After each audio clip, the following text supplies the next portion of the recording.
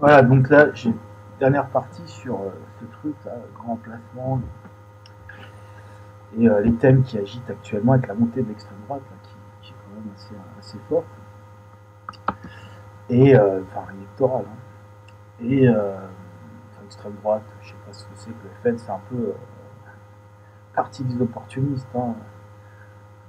Tout le monde va dans le navire, il est payé, il y a un salaire qui tombe. Mais bon, une chance d'être élu. Mais ce que donc je voulais parler des chiffres. Alors le problème des chiffres, évidemment, c'est qu'ils sont souvent bidons, puisque chacun sait que la statistique n'est pas une science exacte. Déjà, il faut trouver des gens qui veulent répondre au questionnaire. Moi, par exemple, j'ai été harcelé par une statisticienne parce qu'elle trouvait que mon cas, après des années, donc il est intéressé par des gens comme moi parce que justement, on n'apparaissait pas dans les statistiques. Parce que j'étais précaire, j'étais dans un autre pays, etc. Et puis j'ai tellement déménagé, j'ai tellement peu d'endroits. Puis à la fin, ça m'a fait chier de répondre au questionnaire, donc j'avais autre chose à faire. J'ai pas de boulot, j'avais pas d'argent. Donc j'ai jamais répondu à ce questionnaire. Et je pense que je suis pas le seul. Enfin, je pense qu'il y a plein de gens qui sont pas du tout dans le radar de ces organismes-là, pour différentes raisons. Euh, donc concrètement, je suis assez sceptique sur la valeur des statistiques. Y a, par exemple, moi, j'ai jamais répondu au téléphone d'une enquête, j'ai toujours refusé, etc. Donc je pense que, et je suis pas le seul, je connais plein de gens qui répondent systématiquement pas aux enquêtes. Donc je pense que les statistiques, tout ce qui est, bon, c'est assez, euh, ça ne vaut pas forcément grand-chose. C'est ce qu'on voit quand on regarde les statistiques de l'INSEE parce qu'on constate qu'il y a d'énormes énormes variations d'une année sur l'autre, d'une statistique sur l'autre. Et c'est quand même fortement étonnant. Donc, à mon avis, ça montre vraiment la précision de la méthode et ce qu'elle est vraiment. Bon, ça peut donner un ordre de grandeur, c'est tout. Euh, Qu'est-ce que, concernant, donc, je pense qu'il y a quand même une certaine réalité dans ce qu'on appelle le grand remplacement. Il suffirait, comme je l'ai dit, de regarder des noms dans les registres paroissiaux et de comparer. J'ai donné la méthode qui, à mon avis, serait la plus claire. Ensuite, j'ai expliqué pourquoi c'était une évidence, le remplacement, pourquoi ça allait dans l'ordre historique des choses, et dans la structure de nos sociétés industrielles. Enfin, je reportais la vidéo juste avant. Et donc, c'est pas un jugement de valeur, c'est juste, voilà, c'est quand même. Et, euh, et bon, le problème, évidemment, c'est que s'il n'y avait que. Le problème de fond de ce remplacement, c'est que, en fait, nous réagissons en tant qu'être humain à une condition qui est la dureté de se reproduire dans les sociétés industrielles. Et donc, logiquement, la réaction naturelle, ça devrait être de faire baisser notre natalité, ce qui se passe, puisqu'on est en dessous du seuil de remplacement en France. Je vais le détailler là maintenant avec les chiffres de l'INSEE, quand même, qui veulent dire ce qu'ils veulent dire, mais bon. Donc, on est en dessous du seuil de remplacement, donc logiquement, on devrait décroître en France assez rapidement. Parce que la France a toujours été un pays densément peuplé depuis assez longtemps, mais pas trop dense, justement, parce que je pense qu'il y a une réaction à la densification.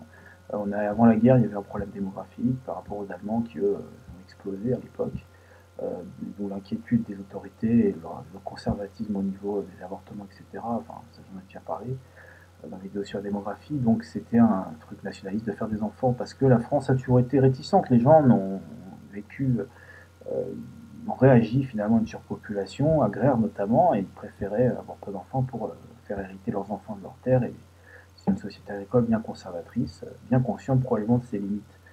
Ils n'avaient pas l'intention d'entrer dans un processus de fuite en avant démographique.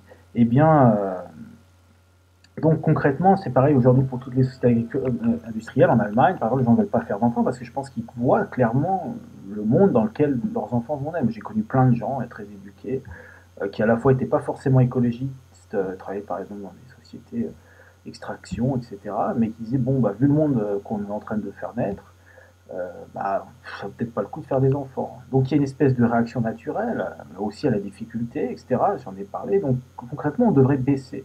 Et c'est ce que disent les chiffres démographiques, si on regarde, si on exclut les étrangers, des taux de natalité, on voit clairement que la société française serait une société en décroissance démographique, ce qui serait une excellente chose. Voilà. Donc faire deux enfants, par exemple, globalement, vu le taux, faire deux enfants maximum, voilà, deux enfants en moyenne, vu le taux de, il y a quand même des gens qui meurent avant, machin, ou des gens qui se reproduisent pareil, des homosexuels, ce qui est très bien, l'homosexualité, pour faire descendre la population, eh bien, ça ferait, enfin, encore ce que je dis, bon, ça se discute, chacun pense ce qu'il veut, moi. Mais concrètement, c'est une solution à la surpopulation aussi, l'homosexualité. Euh, D'ailleurs, c'est possible que ça se rencontre dans la nature, en cas de surpopulation. Donc, bon, bah, donc ça ferait qu'on décroîtrait tranquillement. Voilà, ça serait très correct. Faire deux enfants, les gens qui ont envie de faire un enfant en font deux, puis les autres, ils font ce qu'ils veulent. Et donc on décroîtrait. Mais c'est pas ce qui se passe, parce que justement, c'est ça le vice de la colonisation et d'aller chercher des ressources à l'étranger, c'est que les ressources humaines aussi, eh bien, il y a possibilité d'aller en chercher là où il y a d'autres conditions de vie, où c'est pas industrialisé et de les importer. Euh, donc, quels sont les chiffres que j'ai, moi, qui soutiennent quand même ça, mis à part le fait que moi je me suis baladé dans le métro depuis, comme tout le monde dit, depuis très longtemps, parce que j'ai vécu une partie de ma vie à Toulouse, en Aveyron, mais après je suis parti assez jeune, j'ai vécu à Paris quand même jusqu'à 20 ans quasiment, on allait à Grenoble étudier, eh bien j'ai 19 ans, j'ai vu la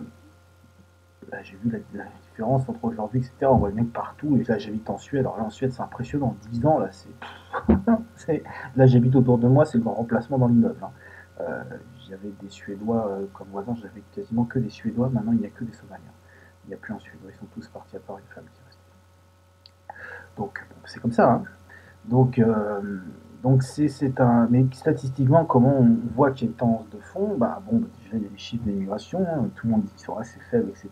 Mais il y a le fait que il y a non seulement les chiffres qui sont tendancieux, etc. Mais ça fait quand même une bonne base. Et en plus, il y a les taux de natalité qui sont importants. Il y a une grosse différence de natalité. Alors si on regarde, moi j'ai les statistiques de l'INSEE, on voit que, je ne sais plus quel truc, c'était 90, 98 ou un truc comme ça, ou 2000, je sais pas quoi. Peu importe, c'est les mêmes à peu près qui restent. Euh, et qui varient d'une étude à l'autre, mais qui sont corrigés régulièrement. Mais bon, entre ça tourne autour de ça. Donc c'est 1,7 pour les femmes qui sont nées en France, etc. Euh, 1,7 de parents français, enfin nés en France, etc. Donc 1,7. Et pour je crois au niveau général, 1,9, quelque chose comme ça, donc inclure tout le monde. Et les étrangers, donc les étrangers c'est 3 en moyenne. 3 pour le Maghreb, un peu moins pour l'Asie, et 4 pour les étrangers venant d'Afrique subsaharienne. Donc 4. Euh, donc ça fait au total. Et ce qu'on voit, c'est par contre, ça c'est vrai, et ça confirme exactement ce que je raconte. Donc il y a parfois un délire qui à l'époque a été condamné de l'extrême droite, qui est que les Africains, par exemple, ou les gens d'origine algérienne, continueraient à avoir énormément d'enfants après. Ça c'est pas vrai, parce que ça ne correspond pas au modèle que j'ai donné. La société industrielle est toxique, on ne fait pas d'enfants quand on y reste, et ça concerne tout le monde, s'il n'y a pas de gènes là-dedans. Donc évidemment les Maghrébins, etc., deuxième génération, déjà ils font moins d'enfants. Donc, et en gros, on fait ce qu'on voit. C'est ce que. Par contre, on ne sait pas si dans le taux d'1,7, on n'a pas le. Peut-être que plus les gens quand même sont anciennement sur le territoire, plus c'est toxique pour eux, moins il y a d'incitation à faire des enfants, moins il y a aussi une culture qui change un peu. Et donc, on ne sait pas. Là, il n'y a pas de chiffre. Mais on sait qu'on c'est 1,7. Et pour le reste, on voit bien qu'il y a donc euh, une immigration qui fait beaucoup plus d'enfants. Et donc, même si après elle en fait moins, il se trouve que la tranche qui arrive perpétuellement, elle fait beaucoup d'enfants, et donc ça fait qu'elle grandit proportionnellement. Alors que la tranche qui est sur place disparaît, puisqu'1,7 c'est en dessous du taux de renouvellement, et donc cette tranche, si on la fixe à un moment donné, évidemment, à un moment, elle va complètement disparaître. Euh, Génération en génération, elle s'éteint. Et et donc elle est remplacée systématiquement. Donc c'est comme ça. C'est c'est ce que donnent les chiffres de l'INSEE. Alors maintenant, c'est assez difficile de dire quel est le rythme parce que c'est assez complexe. Euh, En plus, ils trafiquent les chiffres sans arrêt, les définitions changent sans arrêt, il y a des petits astérix partout, c'est hautement politique comme sujet. Donc, ils vont changer le taux de fécondité, après ils comptent que les enfants qui arrivent, qui sont une partie de la naissance, et qui à partir nés sur le territoire, après les enfants nés je sais plus quoi, enfin il y a plein de subtilités, des définitions qui changent, donc c'est très compliqué de tracer tout ça.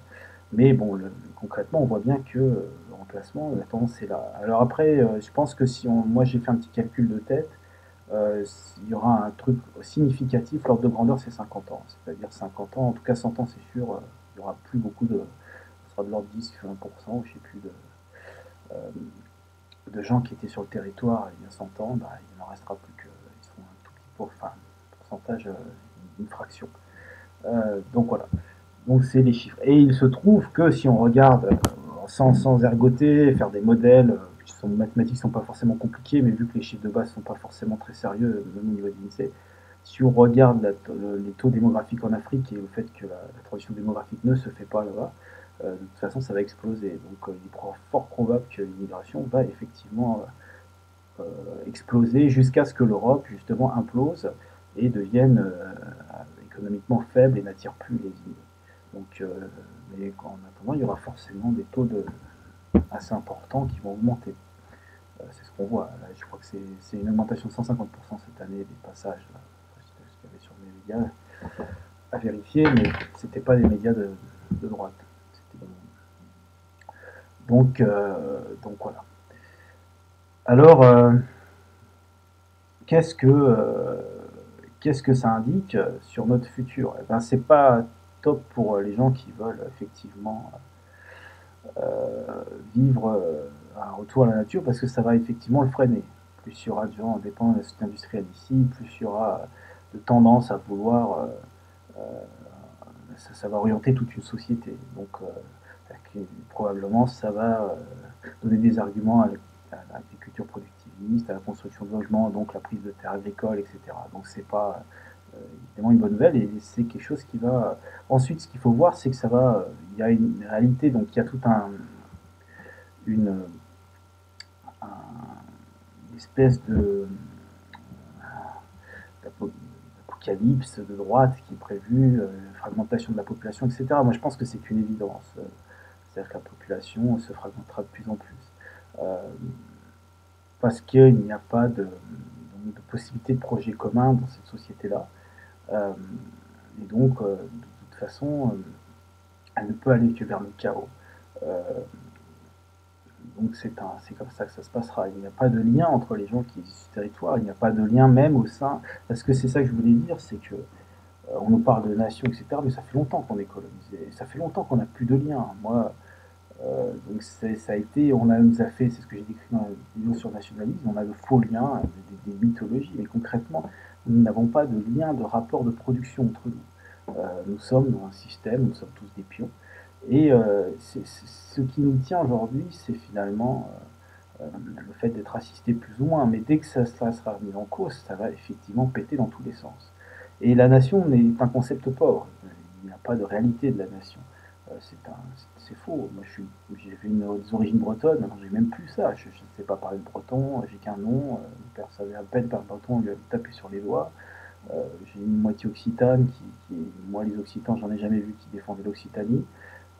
Donc j'ai pas de racines, je me sens pas particulièrement français non plus, parce que l'histoire de France correspond à une colonisation des deux côtés. J'ai toujours vu les grands bourgeois français, j'ai pas vraiment d'affinité avec eux. Euh, donc la nation, pour moi, ça a été ce que j'ai vu de la nation dans ma famille, c'est la guerre 14, des gens qui étaient éveillés se faire trucider. Bon, c'est assez négatif. Donc je me sens pas forcément français non plus. Je me sens profondément attaché à la terre, à les terres, à plusieurs terres même. Et c'est tout. Mais je sens peu de gens qui sont attachés réellement à ce projet. Donc je pense que chacun est fragmenté et il n'y a pas grand-chose qui nous rejoindra. Et au final, ça va exploser dans tous les sens. C'est un fait. Et leur mythologie, malheureusement, n'arriveront pas à fédérer les gens. Euh, voilà. Et en face de donc ça risque d'être assez violent. Je ne sais pas exactement comment ça se passera, mais c'est une option fort probable. Donc c'est pas que des délires d'extrême droite, c'est une réalité. Maintenant, ça se passera comme le pense l'extrême droite, c'est pas certain non plus. Ça peut être beaucoup plus complexe, avec plutôt des choses, enfin, des choses assez compliquées. Mais ce que je voulais dire, c'est que je pense qu'il est important justement d'essayer de trouver des gens qui ont ce rapport, un attachement et de se constituer une identité. Alors, c'est pas une identité, je pense que la seule identité qui peut rattacher les hommes, c'est un projet et c'est une façon d'exploiter la nature, et c'est un rapport à la nature, une façon de vivre. Et c'est la seule identité qu'il y a, c'est la Terre finalement. Euh, donc, donc à partir du, je pense que c'est la seule, il faut reconstituer cette identité, essayer d'avoir un rapport à la nature à nouveau, et nous associer entre gens qui avons vraiment cet amour de la nature, et c'est ça qui constituera notre identité. Donc c'est quelque chose d'incluant finalement, euh, plus que d'excluant. Le seul problème, c'est que je pense qu'il faut être réaliste. Il ne faut pas croire, comme certains à gauche, que tout le monde va venir dans mes bras pour aimer la nature, etc. C'est complètement faux. La plupart des gens actuellement sont dans des tripes complètement différents, quelles que soient leurs origines politiques. Mais même les banlieusards, moi je c'est pas parce qu'ils sont à gauche qu'ils sont écologistes, très, très loin de là. Ils n'ont aucun rapport avec la nature. Donc il va être difficile de reconstituer ce rapport, etc. Donc il ne faut pas s'attendre à avoir des gens qui nous aiment ou qui est possible qu'il y ait des gros conflits, etc. Mais il est important de. Bon, j'en ai parlé dans les solutions. Il est important d'essayer de nous rassembler, euh, d'être gens qui avons un amour de la nature et de reconstituer une culture de cette nature, etc. Et il faut aussi, et c'est possible, et il faut être prêt à partir, parce qu'on ne pourra pas combattre nécessairement dans un chaos total. Il ne faut pas rêver, et il faut être prêt à être mobile, c'est tout. Euh, il faut avoir une culture aussi, un peu comme ce que je voyais des reportages sur, bon, il y a les Amish aux États-Unis, ces gens qui sont partis de France, hein, finalement, pour garder leur mode de vie. Mais il y a aussi en, en Russie les All Believers, bon, il y a cette femme Agafia qui a vécu dans les bois, mais il y en a plein d'autres. Il y a des communautés très importantes qui ont notamment émigré en Amérique du Sud, qui sont revenus, etc., en Russie, et qui ont une culture de la terre, et qui ont une culture de leur terre. Et moi, je ne suis pas religieux, dans le sens que je ne crois pas au système chrétien, même si j'ai une culture chrétienne, et que je ne rejette pas tout dans le christianisme. J'ai un rapport très critique au christianisme et à toutes les religions. Je pense que la religion, c'est un phénomène historique plutôt qu'autre chose, mais il peut y avoir une certaine spiritualité, des choses qui nous unissent vis-à-vis de la nature, il faudrait développer. Et je pense que quand on a un projet, quand on a ça, c'est ce projet qui nous fait vivre ce rapport à la terre. On peut le vivre à plusieurs endroits, on peut être mobile. L'important, c'est de garder cette culture de la terre, de l'amour de la nature et de cette volonté, cet espoir de faire renaître, de vivre plus en harmonie avec la nature et d'attendre justement, il y a quelque chose de millénariste, c'est qu'effectivement nous attendrons la fin de cette civilisation. Et elle arrive. Elle arrive, les gens vont s'effriter et c'est pas la peine de rester au cœur du chaudron quand ça se tapera dessus. Il faut être prêt à partir et se retrouver des gens qui, prêts à partir ou à se défendre ou à se localiser dans le Massif central où il y aura moins d'accès, etc. Et il ne faut pas non plus se fermer contre soi. Il faut être prêt à être ouvert aux gens qui ont cette envie commune de défendre la nature et de vivre en harmonie. Par contre, ceux qui veulent tout détruire, piquer, voler, machin, ben, soit on les fuira, soit on se défendra comme on pourra, enfin, on verra. Mais, et puis ceux qui veulent polluer, machin, ben, pareil. Donc, voilà. Et moi, donc, pour finir, je voudrais faire un appel à.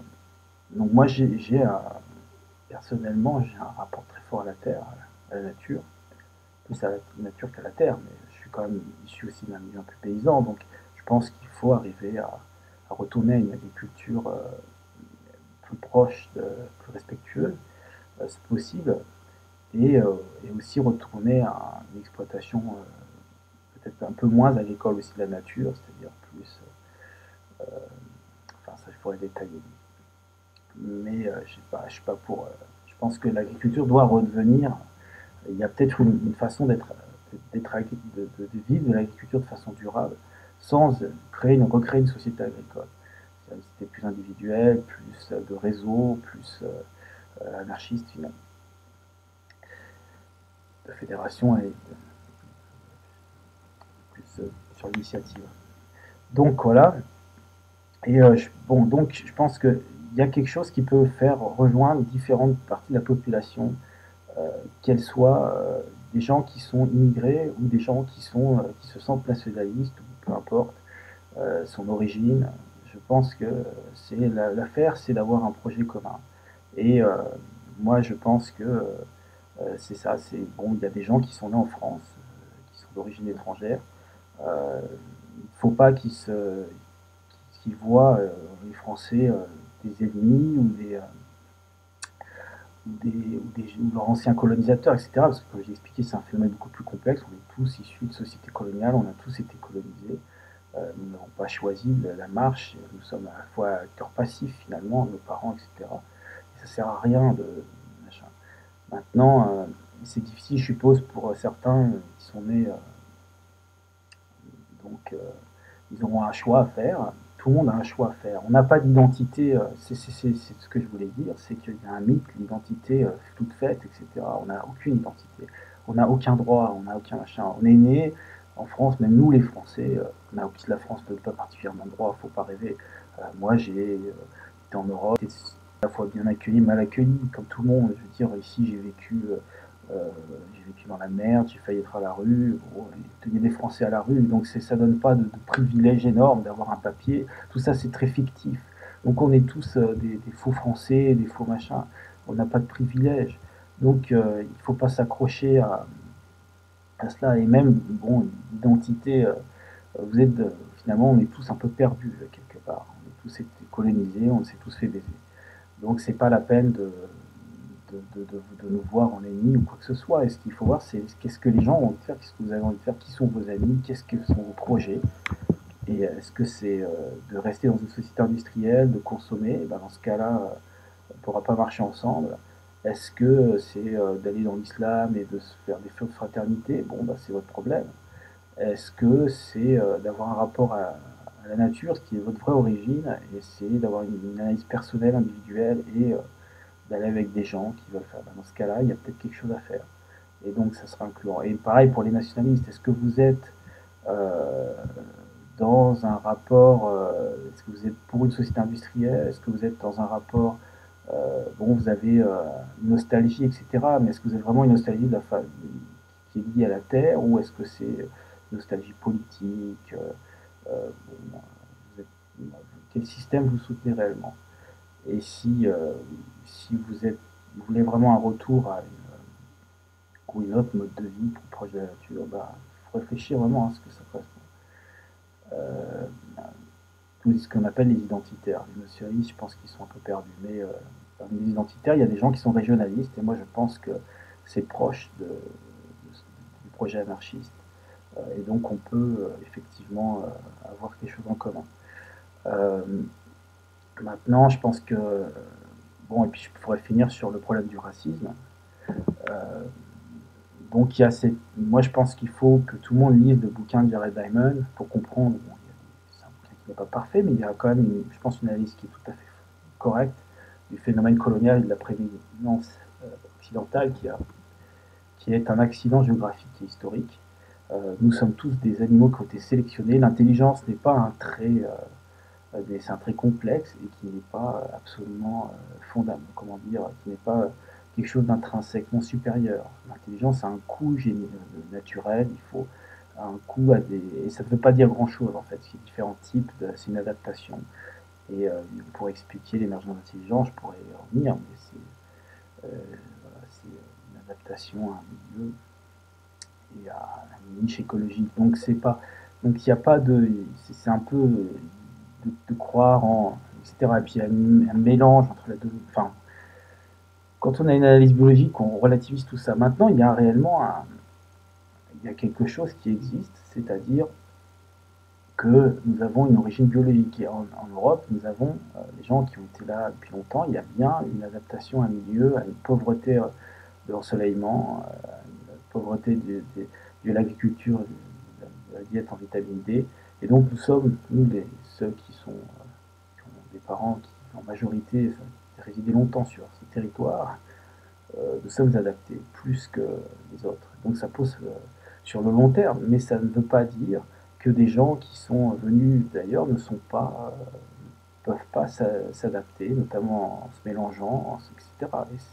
Et il y a toujours eu des mouvements de population. Et quand ils se font de façon, il peut y avoir d'adaptation ici. Moi, je ne pense pas euh, que, qu'il y a un problème ethnique, que, que même si ça, le fait euh, d'avoir, par exemple, les Asiatiques sont probablement plus, les Sibériens sont plus adaptés à leur milieu, etc. Et sur le long terme, c'est clair, moi je pense que la couleur de peau est une adaptation fondamentale. Donc c'est pas, mais ça n'empêche pas le métissage, ça n'empêche pas, euh, mais ça ne doit pas être un métissage politique, etc. Donc c'est quelque chose qui se fait assez naturellement si les gens en ont envie ou pas, en fonction des affinités, etc. Et après une sélection naturelle qui se fait.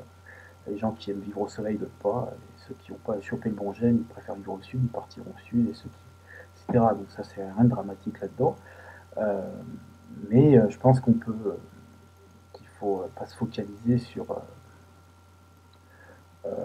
Donc il y a, si l'important c'est le projet, euh, et, euh, et il ne faut pas. Il y a peut-être des gens, moi je pense, qui ont vocation à, qui aiment vraiment, qui ont, qui aiment cette partie-là du monde et qui ont envie d'y faire quelque chose. Et puis on peut aussi bouger, on peut aussi, etc. Mais l'important, c'est d'avoir un projet euh, qui soit réellement fédérateur. Et, euh, et à partir de ce moment-là, je pense que tout se fera assez naturellement.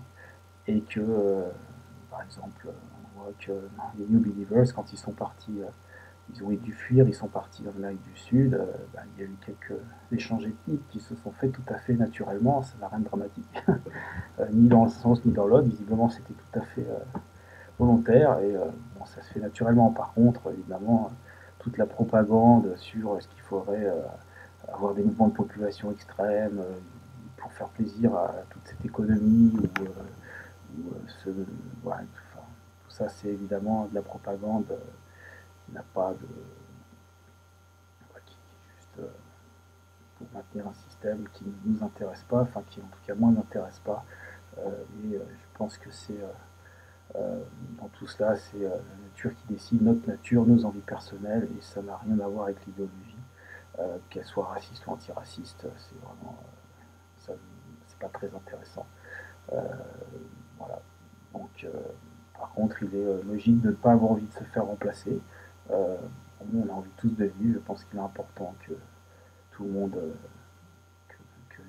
qu'il n'y ait pas que cette civilisation industrielle s'arrête afin que les différentes personnes, qu'on arrête d'avoir des peuples qui disparaissent, que ce soit aux États-Unis, les Indiens, que ce soit ici, les gens qui vont aussi petit à petit, qui se développent des cultures comme les cultures bretonnes, etc.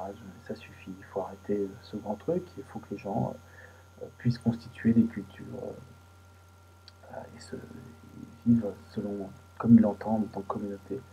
Et ça ne pourra se faire que quand cette civilisation industrielle s'effondrera. Voilà. Et après, tout se passe assez naturellement, comme les gens l'envient, en fonction de leurs désirs intellectuels ou sexuels, selon. Voilà.